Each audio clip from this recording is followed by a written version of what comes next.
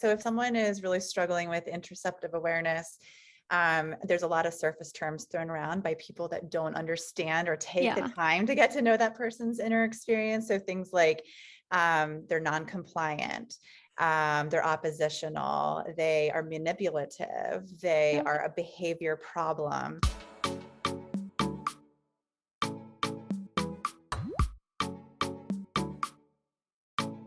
Hi, Kelly. Thank you so much for coming on the podcast. I am so excited to talk to you about all things autism and some eating disorders, and of course, the very important link, which is interoception. How are you doing today? I'm doing great. I'm very excited to be a guest on your podcast. So thanks for inviting me. Oh, thank you so much. Yeah, amazing. I'm so excited. So, for our listeners who don't know who you are yet, can you give kind of a brief intro to who is Kelly and what do you do?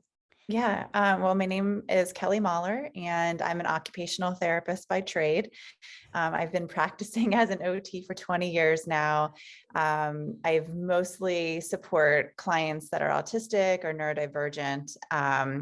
And I really am very passionate about all things mental health and sensory processing. And the topic we're talking about today, interoception, really marries all of that together. It really it covers interoception, influences our mental health, but it also is a sense within all of our bodies, which I'm sure we'll talk a little bit about in just a little Yeah. bit. Yeah. So I've been very passionate about interoception for a really long time. My own personal interoception journey has completely changed my life. I've learned a lot about myself. It's really enhanced my own mental health. It's still a work in progress, I'd say. Yeah. Yeah, but I'm sure we can talk a little bit more about that too.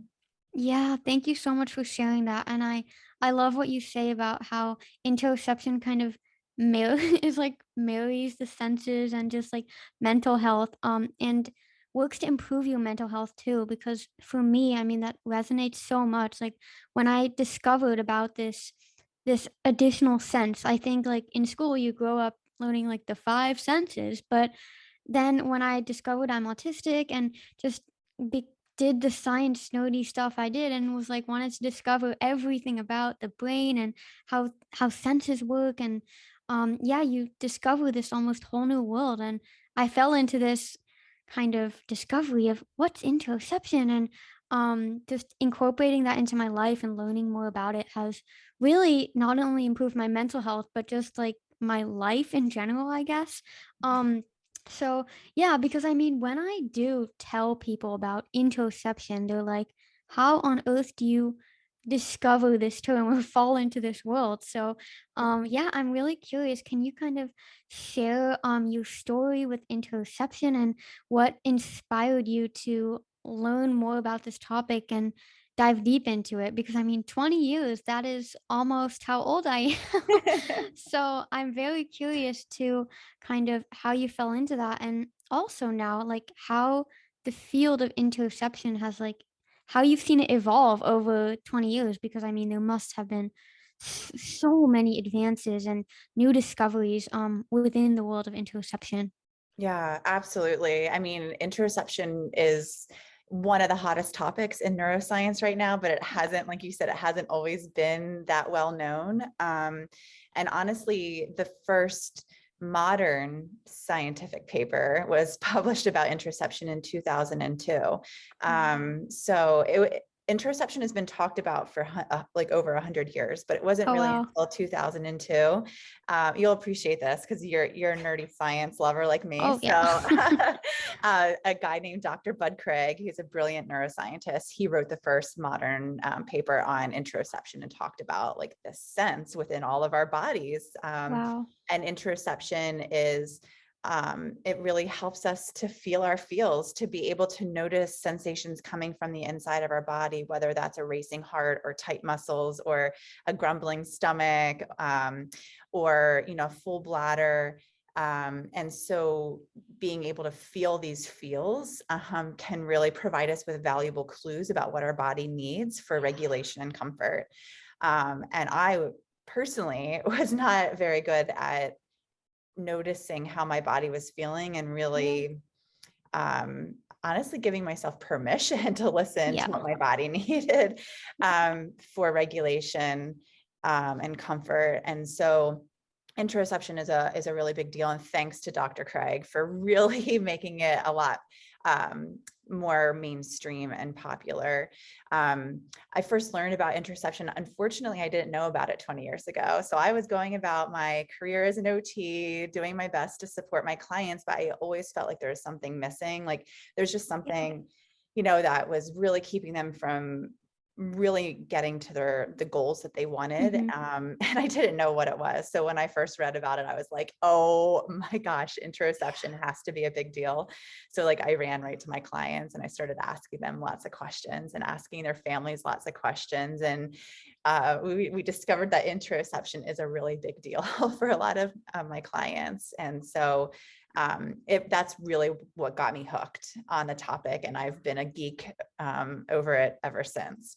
Yeah, oh my gosh, like seriously, everything you're saying is just resonating almost so much with like my own research too, and what I've discovered about like autism and eating disorders and their overlap. Because I truly, truly define interoception as like that missing link that once you discover it or once it comes on your path, you're like, this like everything kind of no, not everything, because I mean so much of the world doesn't make sense, but like it's suddenly a lot of it makes so much more sense now. Because for me personally, like you say, like interoception allows us to be like aware of feeling the feels and knowing what our body is telling us. And for me personally growing up, like I often was unable to recognize like what my body was telling me, like with hunger cues, for example. Still have unreliable hunger cues, but I think for me, like doing interceptive work and becoming more aware of different ways in which hunger cues can present themselves has allowed me to be more in touch with my body and honor them. Whereas in the past, I thought like, oh, a hunger cue is just a physical tummy rumble. But for everyone, like interoception is so unique, and the way in which their cues express themselves is so different. So I think that's really the power of doing interoceptive work, is that you really learn to listen to and honor your unique body. And I think also what you were saying about how you didn't know 20 years ago about interoception, and that you had kind of difficulty feeling those feels. I think especially with kind of the society we live in today, where we're constantly being distracted by everything and just overstimulated by everything. I mean, like the fact that if you go on public transportation and everyone is just on their phone or behind a screen, it's like no one is really here. No one is really present anymore. And just even when it comes to like meal times and eating, like people I feel like don't sit and just eat anymore. It's like I need to just down this sandwich while I'm answering this email. Yes. So like of course you're not gonna be in touch with your hunger and fullness cues if you're literally doing something else while fulfilling like a vital human need kind of thing. And so yeah, kind of going off that, how does interoception present in autism, and how have you kind of worked through that with your clients, and your clients who you said are mostly autistic but also like neurodivergent?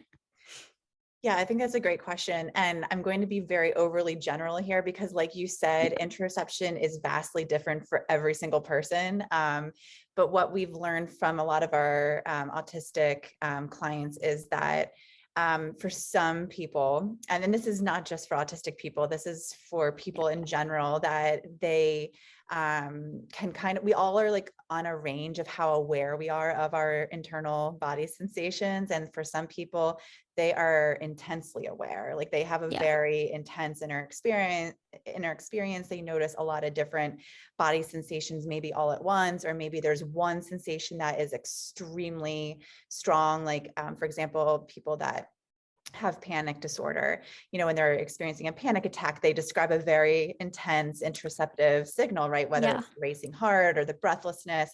So they're feeling that feel very intensely. But then on the other end of that range, we know that for some people, their inner experience can be very muted and they completely miss important body signals like that, Right. that signal of feeling sleepy or feeling full Yeah. or feeling hungry or thirsty or stressed out. So everyone falls on that range of awareness. And I think that, it's like what you're saying, we live in a very distracted society. So I think that contributes to the Yeah. autistic inner experience, because we also know just from the sensory world in general can be very distracting and Yeah. stimulating, right? Yeah. To an autistic person. I don't need to probably tell you that. I want to take a quick break from this episode to tell you about a product I seriously cannot go a day without, and that is Nuzest Clean Lean Protein. If you follow me on Instagram at livelabelfree, you know my love for Nuzest runs deep, and here's why. Nuzest has succeeded in creating a plant-based protein that's made from only the highest quality ingredients, has the smoothest texture, and tastes absolutely amazing. They have an incredible range of flavors, each of which has pea protein as the core ingredient. And not just any pea protein, get this. Pea protein made from premium European golden peas that have been grown in the rich soils of northern France and processed in Belgium using a patented water-based technique that results in a silky smooth texture. So you can say goodbye to vegan protein powders that are gritty and taste like grass mixed with dog poop. All jokes aside, Clean Lean Protein by Nuzest is free of all common allergens like gluten, soy, and dairy, and also contains 0 artificial flavors, sweeteners, or additives. And did I mention it tastes absolutely delicious? Whether you follow a plant-based diet, love being active, struggle with gut health, or just want to improve your overall quality of life, Nuzest Clean Lean Protein is a must-have in your kitchen. When it comes to flavors, I always find it so hard to choose, but my personal 3 favorites are the Just Natural, the Probiotic Vanilla, and the Probiotic Cacao. As an autistic person who is fully recovered from an eating disorder, gut health is a top priority of mine, which is why I love that the 2 probiotic flavors have added probiotics to aid in a healthy digestion. Because, let's be honest, no one likes to feel bloated or stopped up. We do, however, like to be stocked up on Nuzest, which is why I am so excited to be giving you, my dear listener, a whopping 25% off on Nuzest's entire website when you use my code LIVEFREE25 at checkout.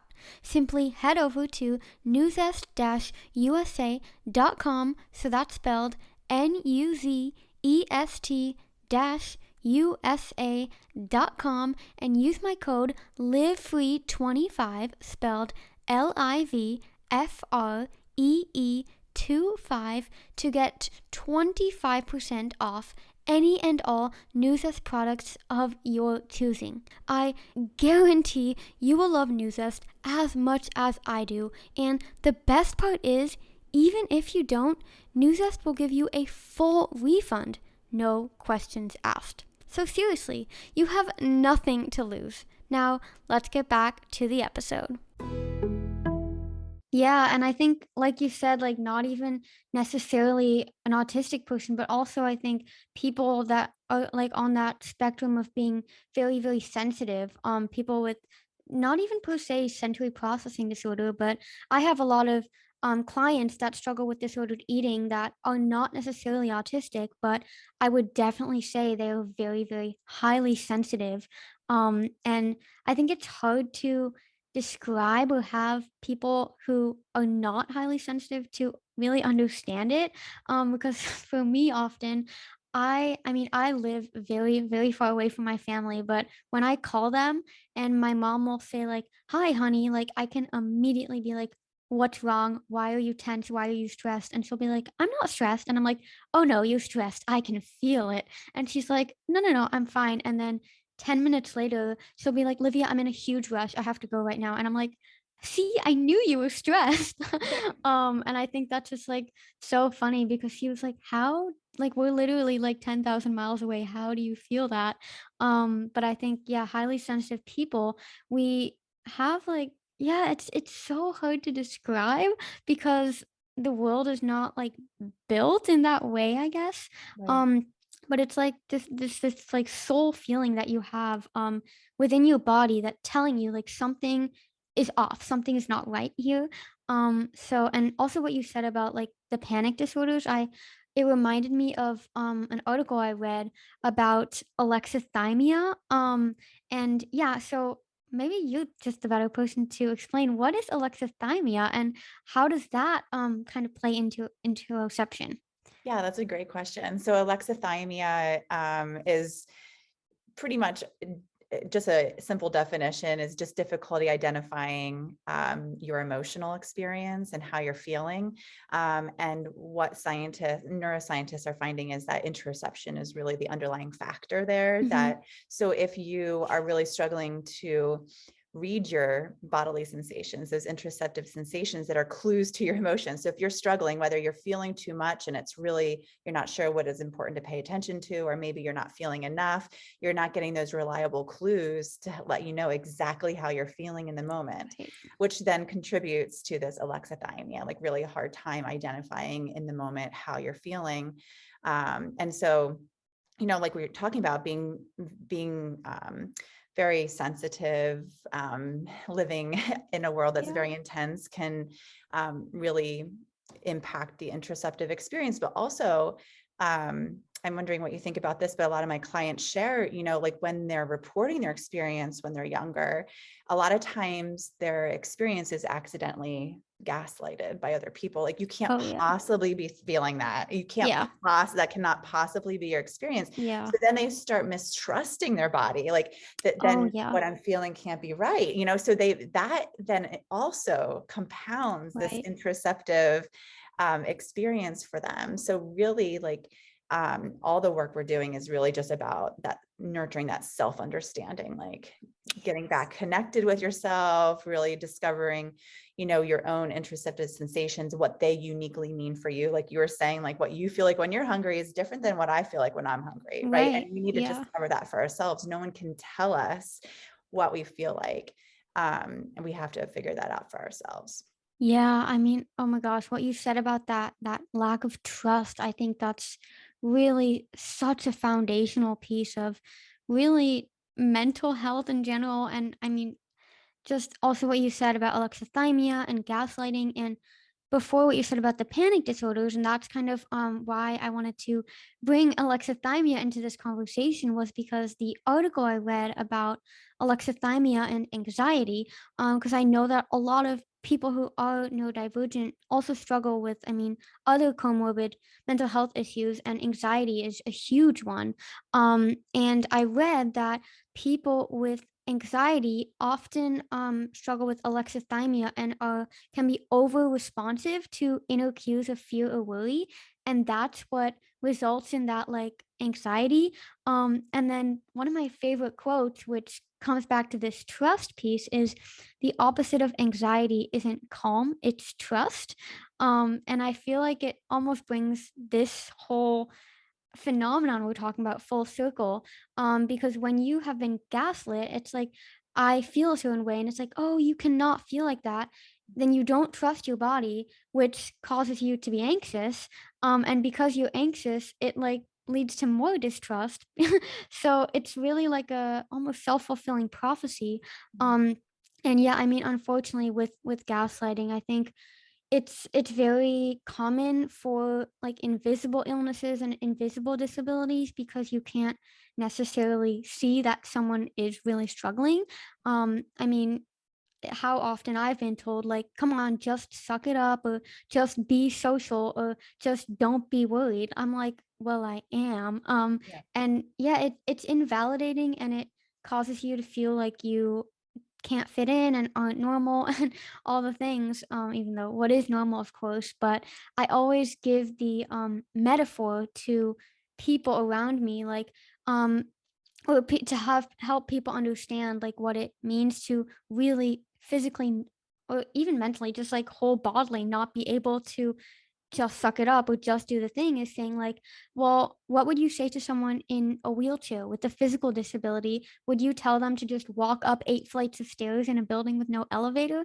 And they're like, no, of course not. And I'm like, well, this really isn't any different. It's just you cannot see the disability because it's in my brain. Right. Yeah, and I mean, it sounds awful, but like even with my eating disorder, like I often wished that I had a physical illness that you could see, like that my DNA was mutated or something like that. And yeah, I mean, just awful things, because I was like, then you wouldn't tell me to just eat and just pretend that food wasn't difficult, because you'd physically be able to see that my body had a hard time with it. Um, so yeah, with that said, how do you feel that loved ones and just supporters can, well, people around you can support someone with who lacks interoceptive awareness? Mhm. Well, I think the best thing to do is to learn about interoception, because I think then we were talking before we started recording, but I think knowledge can inspire compassion. Like, so if you can really understand what someone is going through, it gives you a better chance of having that compassionate approach. Because you, like you Yes. said, like these interoceptive differences are definitely invisible, and they are often misunderstood and mislabeled. Yes. And yes, and so I think that caregivers and loved ones, if you can just understand interoception and really take the time to get to know um, each person's inner experience and validate it. We all of our inner experiences are correct and valid. That's what we are always preaching, Yes. statement. And I think that's so important. There is no wrong way to feel. And so I think that if they can spend the time validating that person's experience, it can go miles, especially for someone that has grown up with their inner experience invalidated every step of the way.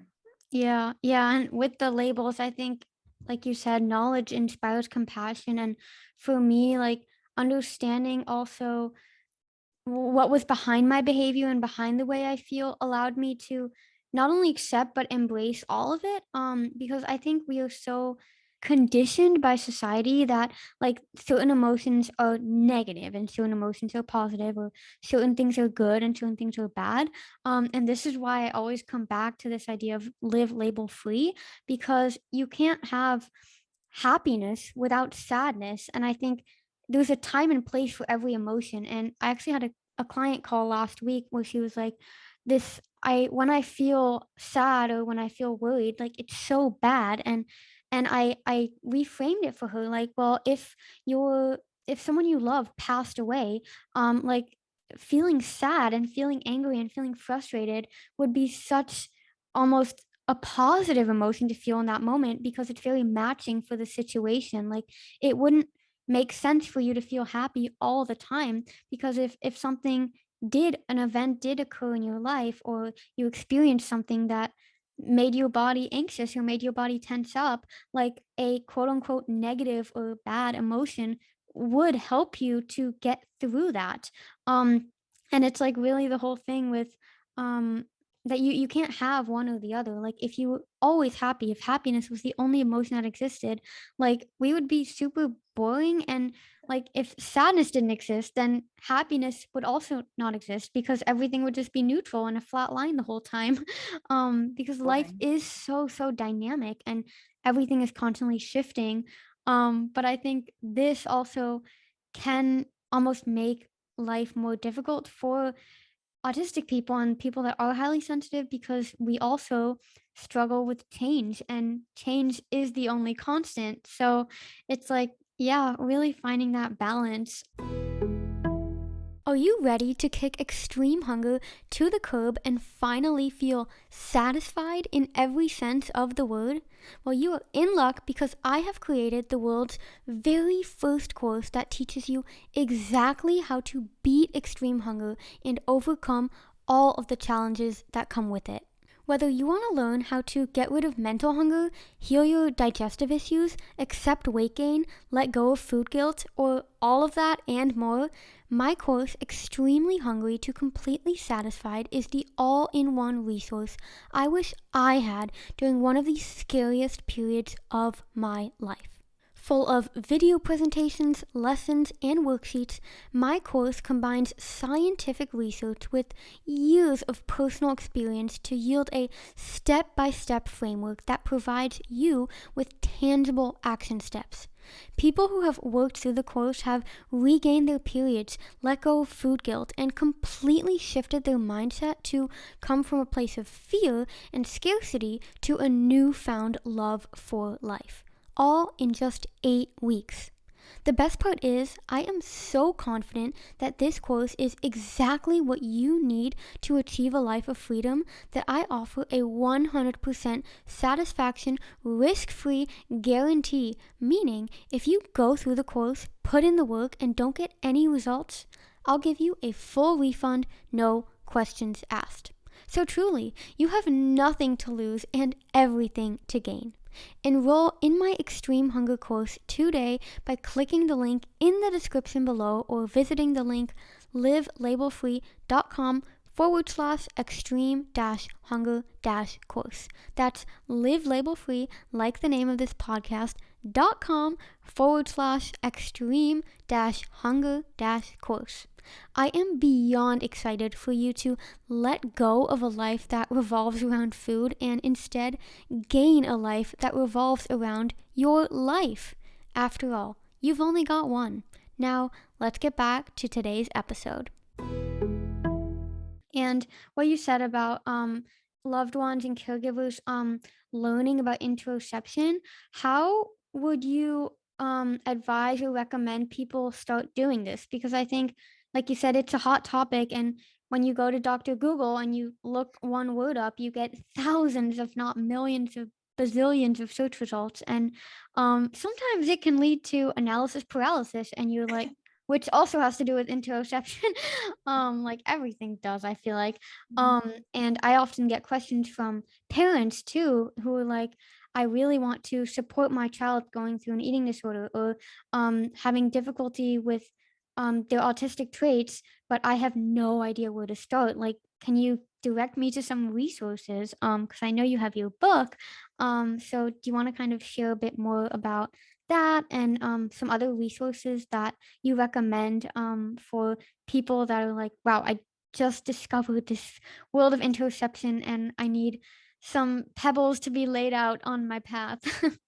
Yeah, well, on my website, it's kelly-mahler.com. Mhm. If you Yeah, go there, I'll link that in the show notes too for okay. everyone listening.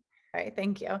Yeah, if you go to my website, we have a whole entire section for free resources, and Amazing. we're really passionate about taking this interoception science and translating it into like easily understandable, digestible Yes. pieces of information. And so, depending on how you best learn, we have different free blog posts on many different interoception related topics. We have videos, a video series on what is interoception. We have free printables. So if you, I think Amazing. that's a really good place to start. And then we have lots of paid resources too. Like you said, we have books and we have online courses, but I mean, I like a good bargain. So the free resources is a good place, good place to start. Yes. Well, I definitely agree, but I think also with the courses, because I mean, I'm also a course creator. I think if you really do enjoy and get a lot out of the free resources, I mean, you're going to get even more out of the courses. And that's why they are paid because they are so valuable. And I always say, like, when you pay for something, when you invest in something, you're so much more likely to actually digest it and actually work on it because it's like I paid for this. I need to get something out of it, you know? Um So, and I mean, I can personally attest, like I watched your course on with Kim Clary on autism and eating disorders, and I think for any healthcare professionals, parents, loved ones, really, even someone who is struggling with an eating disorder, I learned so much from that course. And I mean, this is my work. This is what I do day and night. Yes, even when I'm sleeping and dreaming, as I'm sure you can relate to. Yes, I can. But yeah, so many great tips in there about distinguishing the difference between what's coming from the autism and what's coming from the eating disorder, and how you can accommodate your recovery from disordered eating to really tailor it to your autism. And I always like to say use your autism as an advantage in recovery, because I think because there are so many overlaps with autism and eating disorders. For me personally, I truly believe that my eating disorder was a manifestation of my autism, because the literal thinking, the need for rigidity and routine, difficulty with change, difficulty being social, really everything.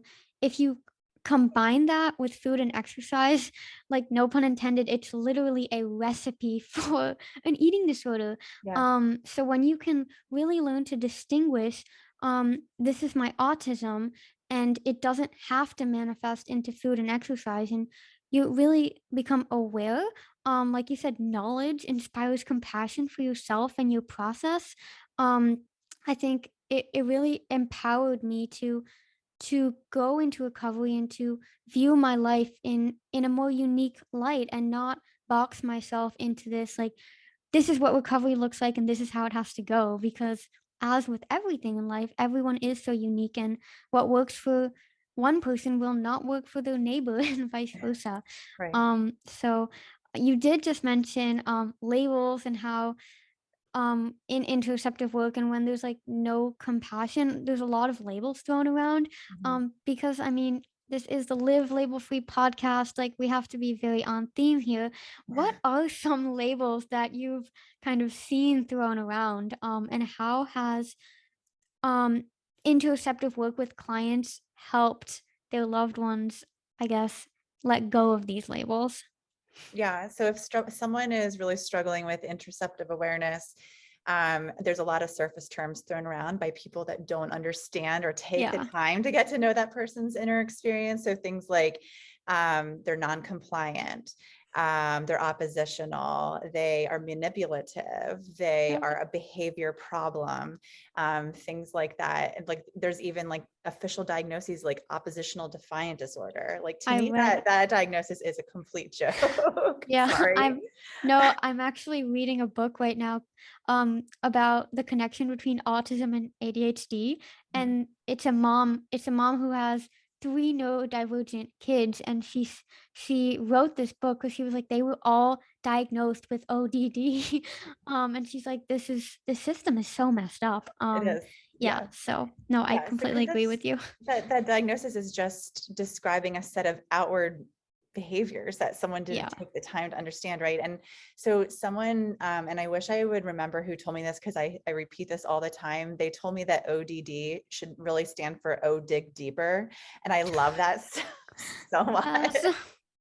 That's Yeah. wonderful. So if we go along with that theme, all of these surface terms really fail to acknowledge and validate that person's inner interoceptive experience. So if we can take the time to work alongside our clients to set up a process where they can, do that self-discovery, to really connect with their body, figure out these clues, it can lead to that regulation that we were talking about earlier, that better self-care, and then those outward quote unquote behaviors Yeah. definitely start to also decline as well. And so, Yeah, yeah, and I think this again really ties back to that trust piece. Because for me, I mean, I was forced in and out of eating disorder treatment for over 7 years, because I was rebellious, I was manipulative, I was non-compliant, and because the more people in treatment told me, "Come on, just eat," I was like, well, the more I was just gonna not eat, or the more I had to listen to the therapist and do the activities that I didn't want to do myself, I would manipulate the system, and get out of things and just do everything to almost prove to them like you cannot tell me what to do. And I think especially for autistic people who crave control and want to be in control, I mean, the more you're going to pressure them and force them to do something that's not intrinsically coming from them and is not aligned with their inner experience, it will lead to, yeah, quote unquote behavior that will come across as defiant and oppositional. But what it really is just them wanting to be themselves and wanting to be seen and wanting to be validated. And yeah, like I said, trust is a huge piece of that for me because when I felt like people were telling me what to do, it was because they didn't trust that I could do it on my own. And when you are setting up this kind of dynamic of you can't be trusted because you're oppositional and you're defiant and you're manipulative, it just leads to a whole range of more tension and just more mental health issues because you grasp to other things like disordered eating for that control that other people are taking away from you. So yeah, I just think again, it all comes back to being label free because when you remove these labels and just allow people to fully be themselves without labels attached, like you don't create this tension and you don't have to walk on eggshells because everyone can be who they are and you can work with them and you can be compassionate towards them and yeah, just create a mutual understanding in every sense of the word. So I think that's just so valuable. Um, so I feel like we've talked about so much. And I'm totally my brain is just filled with so much like knowledge and insight. I don't even know where to jump off next. So I'm gonna ask you, is there anything else that you wanted to share, or just insights you wanted to give to our listeners or anyone who wants to either improve their interoception or support someone with who struggles with interoceptive awareness? Well, I love everything that you just said, but that mutual understanding, I think that is like the key right there, and that's what really interception work is all about because not only am I helping my clients to understand themselves, I am also learning about them through that journey and developing that understanding with then that understanding helps me to be a better therapist for them and, Yeah. continue to support their goals. So really that mutual understanding, I think is so important. And I'll repeat this again, because I think it's really important, but there is no wrong way to feel.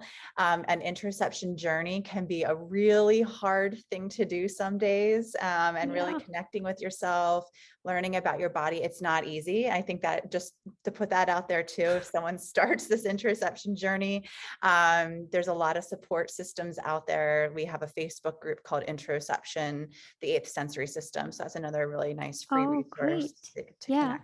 connect with people. Um, Yeah, I'll put all the resources in the show notes too for anyone, because I know we mentioned quite a bit. Yeah, we did. Yeah, and you mentioned Kim Clary. She's a colleague of mine. She's an occupational therapist. She's also autistic and also has an eating disorder. So she's the one that I did that course with. And you mentioned, and Yes. her website and work is also amazing. And I hope that she comes on your podcast one day. Yes, we will definitely arrange for her to come on as a guest soon. Because I think having conversations with like-minded individuals that are so passionate about spreading awareness and advocating for the importance of mental health and interoception and really all these hip topics that I think are just so generally misunderstood is so important because as you said, that I resonate with too is like going on this journey is not easy because I mean life isn't easy. But when you commit to yourself and commit to your well-being and really gain an understanding of yourself and allow yourself and give yourself permission to fully embrace the unique human that you are, I think your outlook on life is just becomes so much more positive. For me personally, like one thing that I've started doing every single day for really the past several years now. I started doing it when I committed to recovery from my eating disorder, but that was writing down like 3 to 5 things I'm grateful for every single night. Like it's a small action, but it's the small, consistent actions taken over time that lead to change. Because that's how our brains work, and I think it's kind of similar for the interoception journey.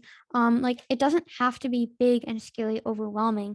It's all about working with someone who understands and is compassionate, and can really hold your hand and guide you every step of the way, and over time you will one day look back and be like, wow, I've come so far. Yes. Because it is a lifelong journey. I mean, I don't know if you know Glennon Doyle. She wrote the book Untamed. um, she has this one quote that I just love, and that is, um, discovering your purpose may take a lifetime, and luckily, a lifetime is exactly how long you have. Yeah, I just love that so much because it just goes to show how we're all learning. We're all constantly learning. Change is the only constant. And through every little experience, how minor or major or insignificant it may seem, we are becoming more in touch with ourselves, and we are learning more about ourselves, and who we truly are.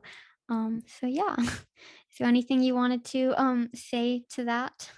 I don't think I can beat that. That was really well said. So I think that's a great conclusion. Oh, thank you so much. I mean, it's been so, so great connecting with you. Like I said, it's just connecting with like-minded individuals who share the same passions just lights me up so much more than anything I can even imagine. And I have no doubt that our audience will get so much value from this, because anyone listening to this is probably just like us and loves to geek out on all the science and the self-awareness and self-love and everything. Just for our listeners, if they want to learn more about you and your services or get in touch with you, what would be the best, most accessible way to do so? Probably my website. Okay, Yeah, great. and there is a contact Kelly button on there. So if they want to send a direct message, you can do it that way, or check out those free resources that we were mentioning earlier in the show. Amazing. Yeah, I got in touch with you through the contact form, and just the magic of the contact form, right? Because Yeah. now I am talking to you on my podcast, something that 5 months ago I was like, I cannot, like, Kelly Mahler is you on my dream guest list. And for months I was like, well, she's like huge on the interception world. Like, I don't know if my podcast is good enough for her. But I took the leap, and I went through the anxiety and trusted that the worst thing that could happen is she doesn't reply, and um, thanks to the contact form. Yeah, here we So, are. I'm so yeah. glad you Oh, took a leap of faith and submitted thank that you. contact form, because it was a real honor to be on Oh, your podcast. So thank thank you you. so much. Yeah, it's been such an honor chatting with you, getting to know you, and I hope that we can get to know each other better and do so much more in the future. So yeah, thank you so much for coming on again. Thank you for everyone listening. We will I will talk to you in the next episode. Bye. Bye.